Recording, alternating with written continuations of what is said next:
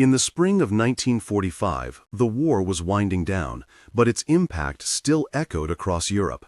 A group of German prisoners of war, 12 women in total, arrived in the United States under circumstances that seemed unimaginable only a year earlier. The war had shattered everything they knew, and their journey across the Atlantic had been long and uncomfortable. As the train carrying them pulled into the small, quiet Camp Alona, the first thing that struck them was the unexpected stillness of the American countryside. The air was crisp, and the landscape was vastly different from anything they had seen in the war-torn cities of Europe. As the women disembarked from the train, they were met with a sense of cautious anticipation. They had been told about the horrors of American captivity, about the harsh conditions, the mistreatment, and the disdain they would face. Yet, standing on this foreign soil, they found none of the cruelty they had been promised.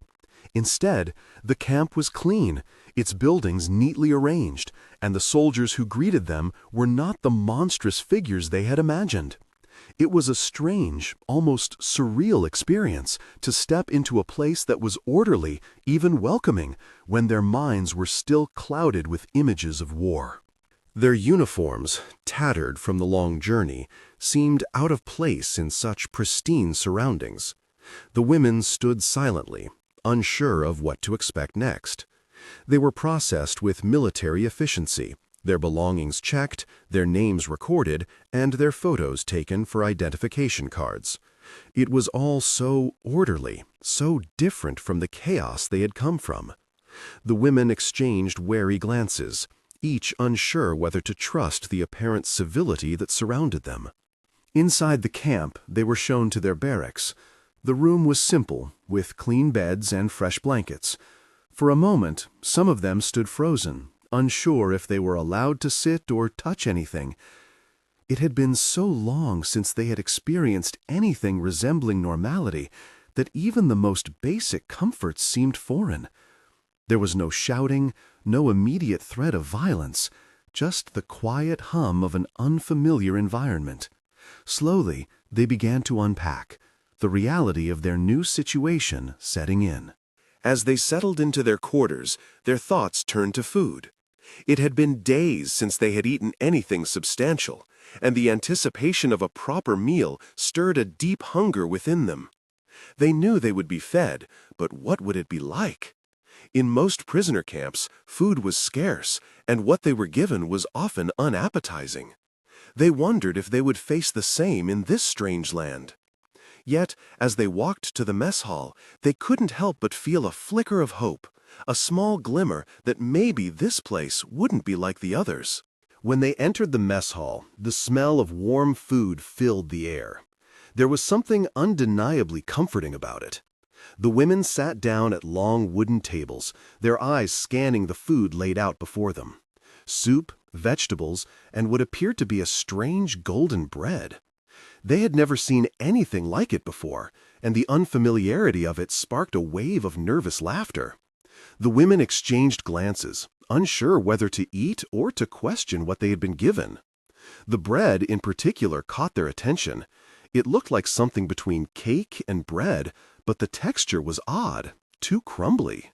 Their laughter echoed through the hall, drawing the attention of the camp staff. The cook, a man named Sam Washington, stood at the doorway watching them. His pride in the meal he had prepared for them faltered as he observed their reaction.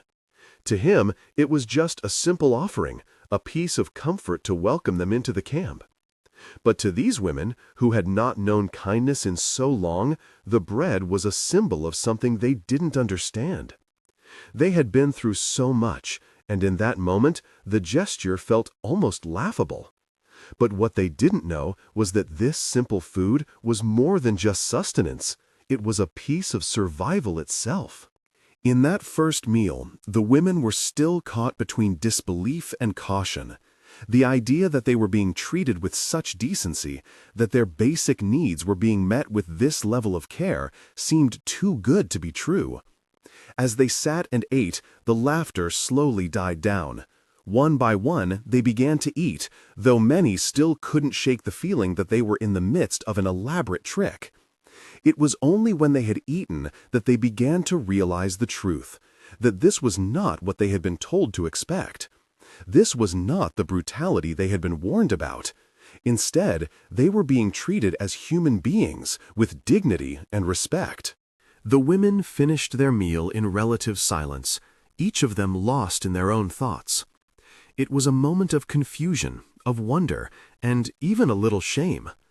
They had spent so much time expecting the worst, preparing for the violence they had heard about, that the kindness they encountered here felt out of place. As they filed out of the mess hall, they exchanged quiet words, trying to make sense of the strange new reality they had found themselves in. And though they were still prisoners, they couldn't help but wonder, had they finally found a place where they might be treated as more than just the enemy? The next morning, after their first meal, the German women woke early in the clean barracks, still processing the events of the previous day. The confusion lingered in the air, thick as the morning fog that hung over the camp. The idea of being prisoners in a foreign land still felt surreal, but there was something different here. They were treated with a level of respect they hadn't expected. The camp was quiet, the usual sound of marching footsteps or shouting officers replaced by a stillness they were unaccustomed to. As they adjusted to their new surroundings, the question on each of their minds was the same. Was this a temporary illusion, or was this truly how they would be treated from now on?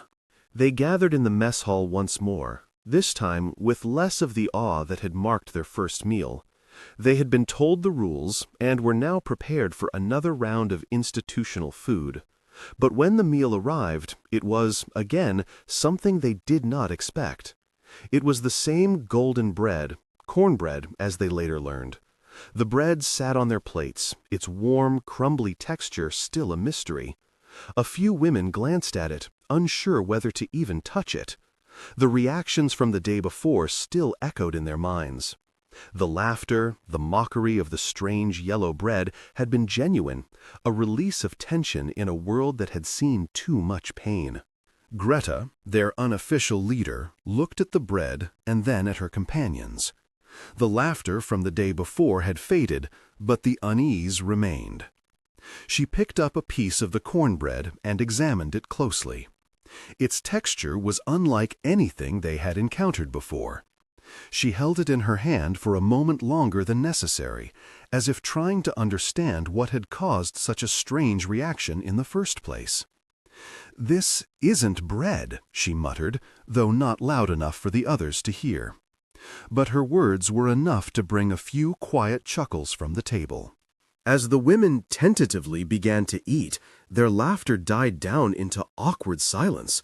They were not laughing at the food now, but at themselves. They felt embarrassed, as if they had overreacted the day before.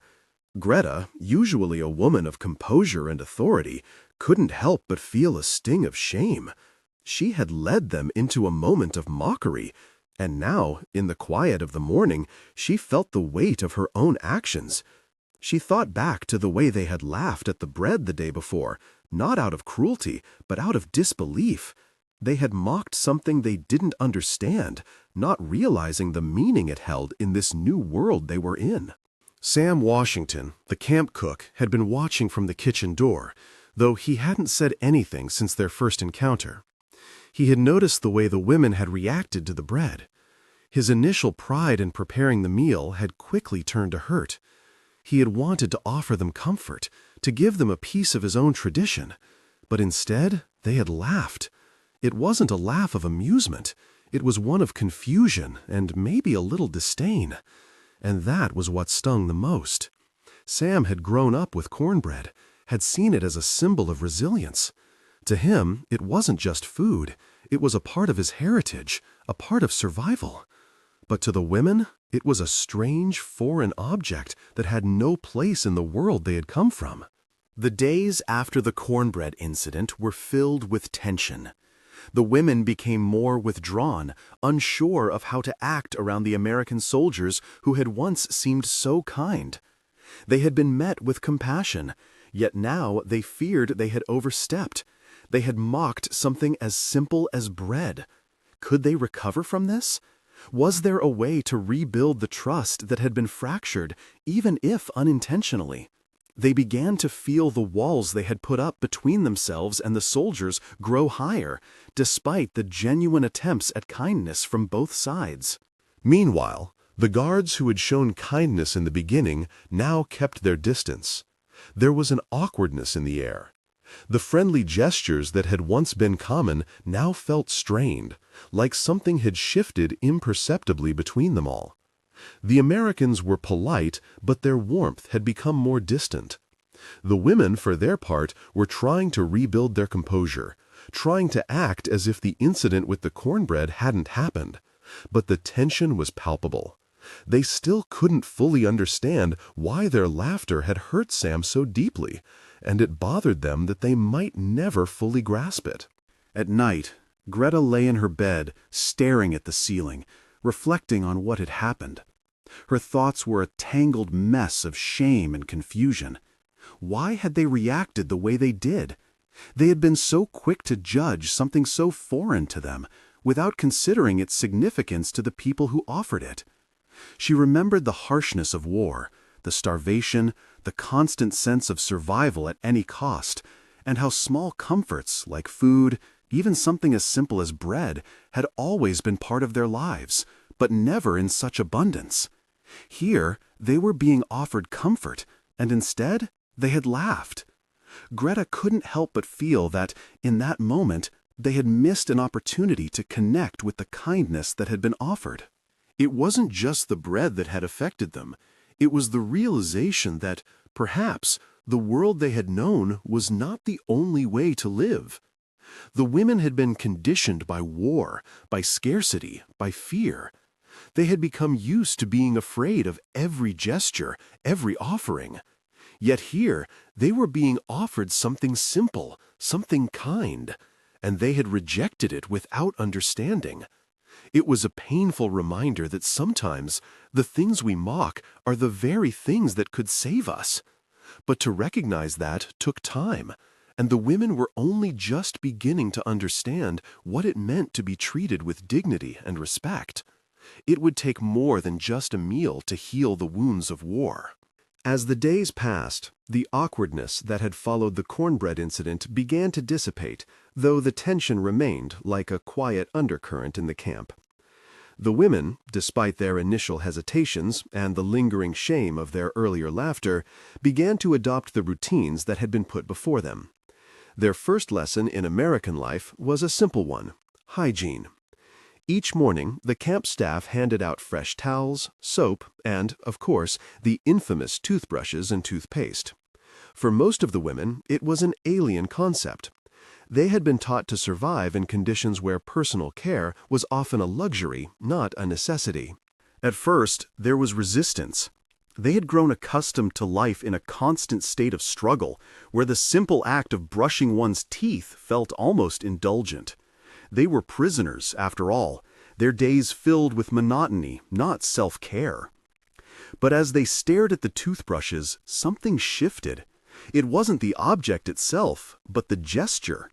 The act of giving them something so personal, so seemingly trivial, was a subtle declaration of respect.